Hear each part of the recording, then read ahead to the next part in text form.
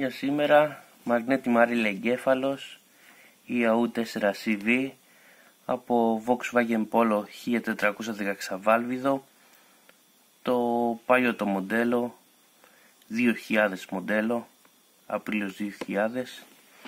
Εδώ είναι ο εγκέφαλος.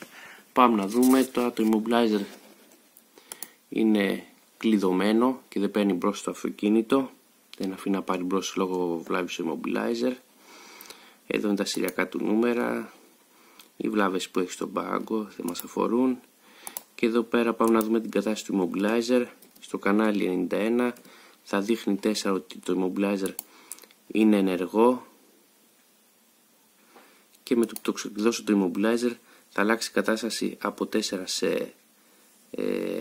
σε 1, που θα σημαίνει ότι το immobilizer είναι ξεκλείδωτο και είναι έτοιμος να πάρει ο εγκέφαλος. Πάμε να κάνουμε τις κατάλληλες τροποποιήσεις και να έρθουμε να το επαληθεύσουμε σε λίγο. Πάμε να διαβάσουμε κάποια από τα δεδομένα.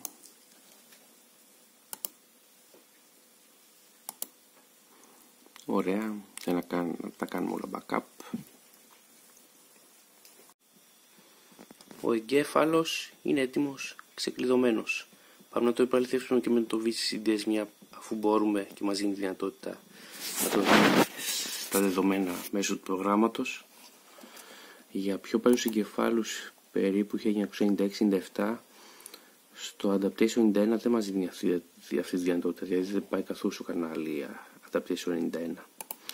Εδώ κάνουν κάποιες βλάβες, 10 βλάβες όπως πάντα, όπως είναι έξω. Και εδώ στο Adaptation στο κανάλι 91 ήμασταν στην κατάσταση 4, δηλαδή το immobilizer στο 4 ήταν ενεργό και στο 1 θα μας δείχνει ότι είναι απενεργοποιημένο. Πάμε να δούμε ότι άλλαξε σε 1 και άλλαξε η κατάσταση από 4 σε 1. Το immobilizer είναι απενεργοποιημένο και ο εγκέφαλος είναι έτοιμος να κουμπώσει πάνω στο αυτοκίνητο και να πάρει μπρος. Επειδή πριν είχε βλάβει με immobilizer και δεν άφηνε να πάρει μπρος. Έπαιρνε μπρος για 1 δευτερόλεπτο και έσβηνε. Ή υπόσχεση τυχαίνει να μην αφήνει να πάρει καθόλου μπρος. Οπότε αυτός ο Marelli 4CV περίεργος εγκέφαλος ήταν το 2000, εκείνη την περίοδο δεν θα τον ξαναδούμε. Περίπου 99, 2000, 2001 στο Polo. Μετά βγήκε η νέα γενιά MV